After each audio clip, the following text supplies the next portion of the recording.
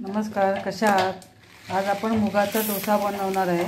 त्याच्यामध्ये चिमूटभर मी थोडीशी वरी घेतलेली, बघ ही एवढी वरी घेतलेली आहे। त्याच्यामध्ये 1 वाटी आपण मुगाची डाळ घ्यायची, सालीवालीच मुगाची डाळ घ्यायची।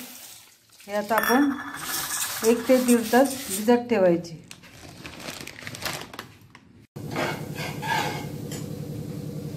ही डाळ आपली स्वच्छ धुवून झालेली आहे आणि आता त्याच्यात पाणी ओतून आपण 2 तासासाठी भिजत ठेवूया।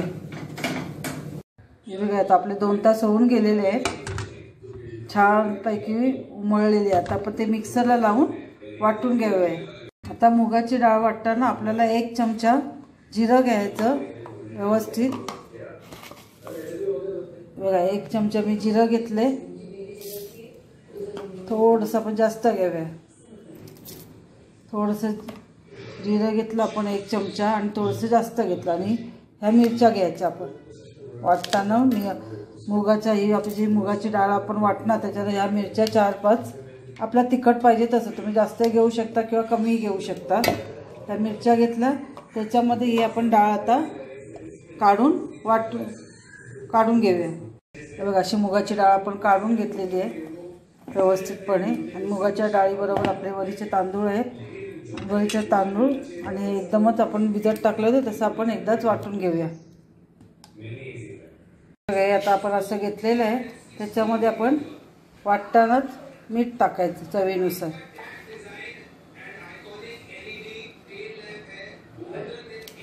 हे सगळं मिक्स करून आपण वाटून घेतलेलं आहे। त्यात आपल्याला जेवढं पाणी, जसा डोसा निघेल ना तसं आपण पाणी टाकायचं। जास्त पातळ पण नाही आणि जास्त घट्ट पण नाही। घट्ट केलं तर एकदम जाडसर होईल। मीठ आपण टाकलेलं आहे, आता आपण हे थोडंसं असं हलवून घेऊया, त्याला व्यवस्थित एक जीव करून घेऊया।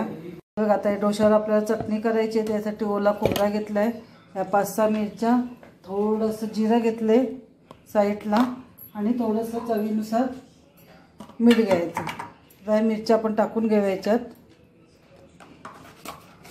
थोडंसं जिरं घ्यायचं आहे, बघा थोडंसं जिरं घेतले आणि चवीनुसार मीठ घेऊया आपण। आणि थोडंसं 1 चमचा पण त्याच्यात दही घेऊया, 1 चमचा दही घेऊया। तर पुढे मी इथे डोशासाठी तवा ठेवलेला आहे गरम करायला, त्याला आपण व्यवस्थित तेल लावून घेऊया, तूप लावून घेऊया। हा आपला व्यवस्थित तवा तापलेला आहे, त्याला चारी बाजूने आपण व्यवस्थित तूप लावून घेऊया।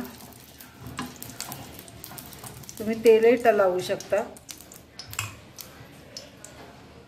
तूप लावून घेऊया। हा जो बेटर बनवला आहे तो आपण व्यवस्थित टाकून घेऊया।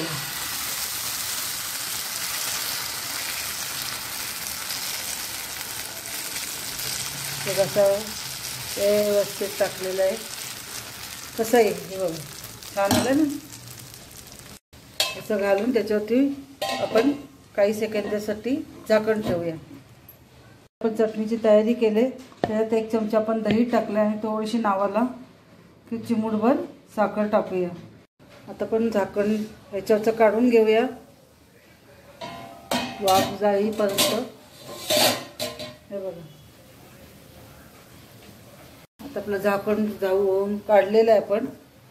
तर आपण हे उलटूया। हे बघा, कसं वाटतंय? हे बघा, आपला डोसा तयार। थोडंसं क्रिस्पी बनवण्यासाठी थोडंसं आपण त्याला अजून 2 मिनिटासाठी ठेवून घेऊया। इकडे आपल्या एकीकडे डोसे चालू आहे आणि आपली इथे एकीकडे चटणी पण तयार आहे। हे बघा, व्यवस्थित आपली चटणी झालेली आहे ही।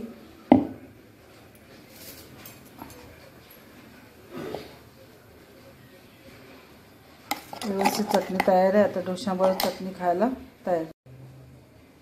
गरमागरम आता आपले मुगाचे डोसे आणि खोबऱ्याची चटणी तयार आहे।